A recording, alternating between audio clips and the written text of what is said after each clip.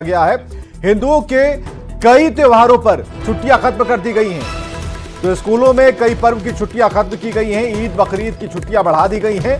रक्षाबंधन जन्माष्टमी पर छुट्टी नहीं मिलेगी। मकर संक्रांति महाशिवरात्रि की छुट्टी भी नहीं मिलेगी। तीज ज्योतिया विश्वकर्मा पूजा की छुट्टियां नहीं मिलेंगी। ईद में अब 3 दिन छुट्टी होगी।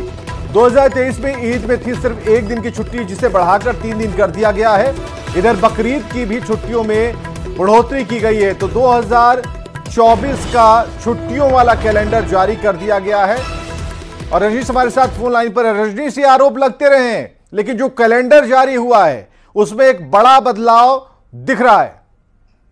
हाँ बिल्कुल विवेक, देखिए 2023 के मुताबिक जो है जो छुट्टियां मिलती थी अब पूरी तरह से कटौती करती हुई दिख रही है, क्योंकि 2024 का जो कैलेंडर जारी किया गया है इसमें सबसे ज्यादा जो नुकसान है वो शिक्षकों को हुआ है, क्योंकि 60 दिनों तक जो है छुट्टियां मिलती थी साल में, लेकिन इसके मुताबिक अब जो है लगभग 30 दिन भी इनको छुट्टी नहीं मिलेगी, क्योंकि जो गर्मी छुट्टी में 30 दिनों की छुट्टियां मिलेंगी उसमें सभी टीचर्स को और एचएम को स्कूल आना होगा, सिर्फ बच्चों को गर्मी की छुट्टी मिलेगी।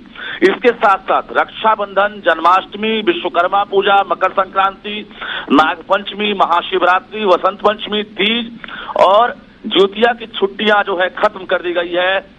अब जो हिंदुओं के मुख्य त्योहार है उसमें छुट्टियां नहीं मिलेगी, जबकि जो दुर्गा पूजा की जो छुट्टी थी उसमें भी कटौती कर दी गई है।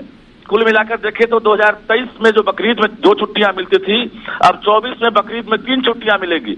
और इसके साथ साथ जो ईद उल फितर है इसमें भी 1 दिन की छुट्टी थी, लेकिन इसे बढ़ाकर अब ईद में 3 दिन की छुट्टी दी जाएगी। और मुहर्रम में भी अब 2 दिनों की छुट्टियां घोषित कर दी गई है, जबकि 1 दिन की छुट्टी थी मुहर्रम में। तो कुल मिलाकर जो छुट्टियां है उसमें बड़ा बदलाव किया गया है। और के पाठक ने जो पहले भी छुट्टियां रद्द की थी उसको लेकर बवाल हुआ था, फिर से 2024 का जो कैलेंडर जारी हुआ इसको लेकर सवाल उठने लगा अभी से ही। और बता दें आपको कि यह अवकाश तालिका जो है इसमें सिर्फ और सिर्फ जो घाटा हुआ है शिक्षकों को और एचएम को, जिन्हें अब गर्मी की छुट्टी नहीं मिलेगी।